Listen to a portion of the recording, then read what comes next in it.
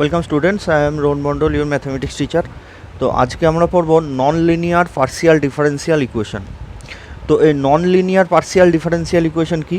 Already আমরা আগে linear partial differential equation পড়ে ফেলেছিলাম, যেটা আমরা ল্যাগ্রাঞ্জেস মেথড দিয়ে সলভ করেছি।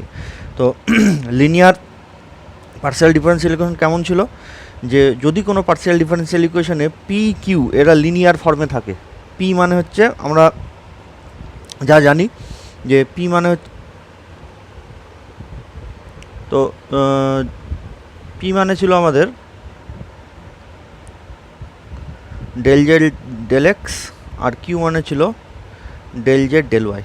ঠিক আছে, তাহলে কোনো ডিফারেন্সিয়াল ইকুয়েশনে যদি পি আর কিউ এরা লিনিয়ার ফর্মে থাকতো, যেমন ধরো 3x² P plus 9q is equals to Z, তাহলে এখানটায় পিও লিনিয়ার ফর্মে, কিউও লিনিয়ার ফর্মে। এগুলো আমরা ল্যাগ্রাঞ্জেস মেথড দিয়ে সলভ করেছি। এবার নন লিনিয়ার চলে আসছি। নন লিনিয়ার মানে হয় এখানটা পি স্কোয়ার থাকবে, অথবা 3x² পি এখানে থাকলো, এখানটায় 9pq থেকে গেল, তাহলে এখানটায় পিটা লিনিয়ার, কিন্তু এখানে পিকিউ গুণ হিসাবে আছে, এদের পাওয়ার যোগ করলেই 2 চলে আসছে। তাহলে এগুলোকে বলা হয় non linear partial differential equation. তাহলে আমরা আজকে পড়বো এই non linear partial differential equation. তো আমাদের সলিউশন মেথডে কেবলমাত্র 4 পিটস মেথডই আছে। Non linear partial differential equation সলিউশনের মেথডের মধ্যে শুধুমাত্র 4 পিটটা আমাদের সিলেবাস আছে। তো 4 পিটস মেথডটা কি? ল্যাগ্রাঞ্জেসের থেকে একটু সহজ হবে এটা, কারণ ল্যাগ্রাঞ্জেসের 3-4টে টাইপ ছিল, এখানটায় একটাই টাইপ। তো প্রথমেই আমাদের লাগবে 4 পিটস অক্সিলারি ইকুয়েশন। যেমন আমাদের ল্যাগ্রাঞ্জেস অক্সিলারি ইকুয়েশন লেগেছিল, এখানটায় লাগবে 4 পিটস অক্সিলারি ইকুয়েশন। তো 4 পিটস অক্সিলারি ইকুয়েশন কি? 4 পিটস অক্সিলারি ইকুয়েশন, যদি পার্সিয়াল ডিফারেন্সিয়াল ইকুয়েশনটা এরকম দেখতে হয়, এফ ইজ ইকুয়ালস টু 0, মানে সব কিছু একদিকে নিয়ে চলে এসছে, লেফট হ্যান্ড সাইডে এইদিকে শুধু 0 পড়ে আসছে, তাহলে যে ফাংশনটা থাকলো সেটা যদি এফ ধরি, তাহলে 4 পিটস অক্সিলারি ইকুয়েশনটা আমাদের এরকম দেখতে হবে। DP by del F del x plus P del F del Z is equals to DQ by del F del Y plus Q del F del Z is equals to dz by minus p del f del p minus q del f del q is equals to dx by minus del f del p is equals to dy by minus del f del q। ঠিক আছে, এটাকে বলা হয় 4 পিটস auxiliary equation. আগে Lagrange's auxiliary ইকুয়েশনে কটা ratio ছিল? 3টে রেশিও ছিল, dx by D Y by D Z by. এখানটায় দেখো অনেকগুলো রেশিও, 5টা রেশিও। তাহলে এর সলিউশন প্রবাবিলিটি আগের থেকে অনেক বেটার হবে, আরও মানে আরও কম ঝামেলায় এর থেকে সলিউশন আমরা বের করতে পারবো। আর শুধু তোমাদের 4 পিটস অক্সিলারি ইকুয়েশনটা মনে রাখতে হবে, ঠিক আছে? এমন কিছু জটিল নয়। D P by del F del x plus P del F del Z, এখানটা পি বলে এক্সের রেসপেক্টে হয়েছে, কিউ হলে তাহলে ওয়াই রেসপেক্টে হবে, এখানটায় পি এর জায়গায় কিউ হয়ে যাবে, আর জেড তো জেডই থাকবে। আর d Z by minus P del F del P minus Q del F del Q, ডিএক্সের নিচে এফকে পি এর রেসপেক্টেড ডেরিভেটিভ, ডিওয়াই নিচে এফকে কিউ এর রেসপেক্টেড ডেরিভেটিভ, সামনে একটা করে মাইনাস আছে, আর এগুলো সব প্লাস। এখান থেকে আমরা সামহাউ যে করেই হোক পি আর কিউ এর ভ্যালু বার করব। কী করে বার করবো আমরা এক্সাম্পল দেখতে গিয়ে দেখবো আরও ভালো করে। From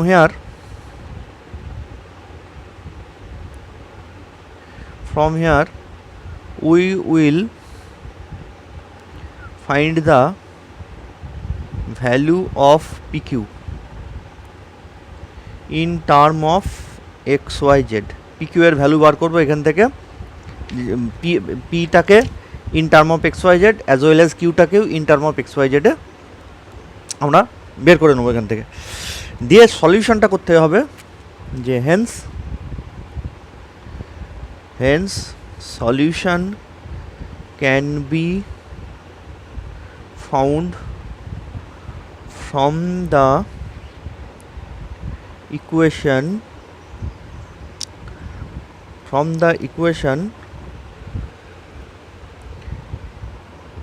dz is equals to p dx plus q dy। ঠিক আছে, পি কিউ বার করে নিয়েছি, সেটা ইকুয়েশনে পুট করে দেবো, দিয়ে ইন্টিগ্রেশন করে দেবো। তাহলে দেখো পি এর ভ্যালুটা in term of X Y Z চলে এসেছে, কিউ এর ভ্যালুটা in term of X Y Z চলে এসেছে। ইন্টিগ্রেশন করে দিলে যে এখান থেকে যেটা পাবো সেটার মধ্যে পি আর কিউ বলে কিছু থাকবে না, তাহলে সেটাই হয়ে যাবে সলিউশন। তো এই হচ্ছে আমাদের চার পিটস মেথড। তো আমরা এবারে এক্সাম্পল নিয়ে দেখি কি হয়। তো আমাদের ফার্স্ট এক্সাম্পল এটা হচ্ছে যে solve P X plus Q Y is equals to P Q. তাহলে প্রথমেই আমাকে যদি পার্সিয়াল ডিফারেন্সিয়াল ইকুয়েশন দেয়, তাহলে প্রথমেই দেখতে হবে যে ওই যে ইকুয়েশনটা দিল সেটা লিনিয়ার ফর্মে আছে না নন লিনিয়ার ফর্মে আছে, তবেই তো আমরা ল্যাগ্রাঞ্জেস না চার পিটস অ্যাপ্লাই করবো বুঝতে পারবো। তো দেখো এখানটায় পি লিনিয়ার আছে, কিউ লিনিয়ার আছে, কিন্তু এখানটা পি কিউ গুণফল হিসেবে আছে, তাহলে এটা কিন্তু নন লিনিয়ার পার্সিয়াল ডিফারেন্সিয়াল ইকুয়েশন। তাহলে এর উপরে কিন্তু আমাকে ল্যাগ্রাঞ্জেসই ল্যাগ্রাঞ্জেস অ্যাপ্লাই করলে হবে না, চার পিটসে অ্যাপ্লাই করতে হবে। ঠিক আছে, তাহলে আমার প্রথম কাজ হচ্ছে সবগুলোকে একদিকে নিয়ে এসে যেটা পাবো সেটাকে এফ ধরে নেওয়া। তাহলে সলিউশন আমি একটা অঙ্ক পুরোপুরি লিখে দিচ্ছি। সলিউশনে আমরা লিখব the given equation can be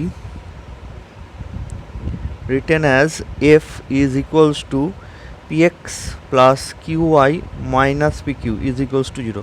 সবগুলো একদিকে নিয়ে এসেছে, সেটাকে f ধরেছি। নাও চার পিটস অক্সিলারি ইকুয়েশন ইজ,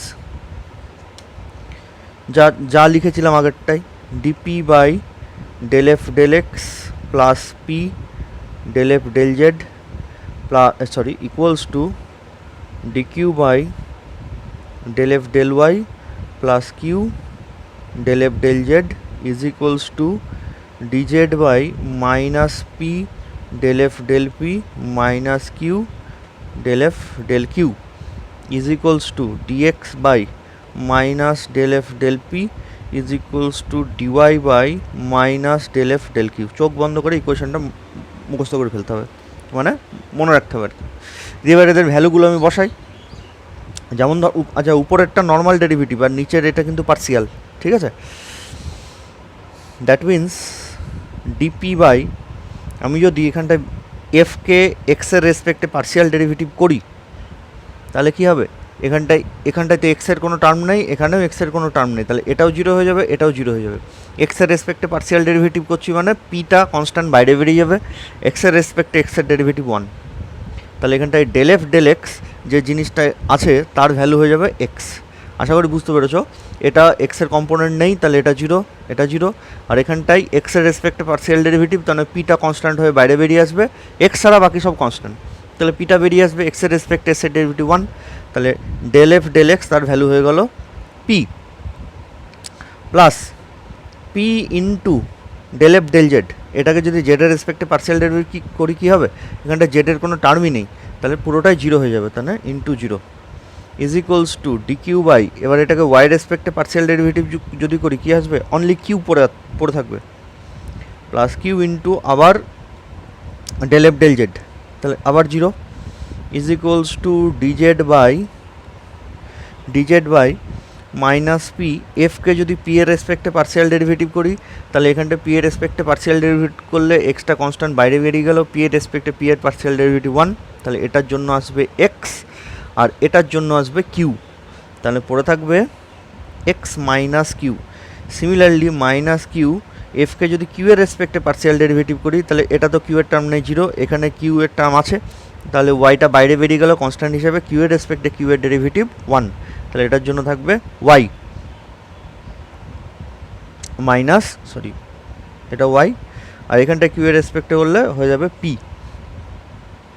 ঠিক আছে, this is equals to dx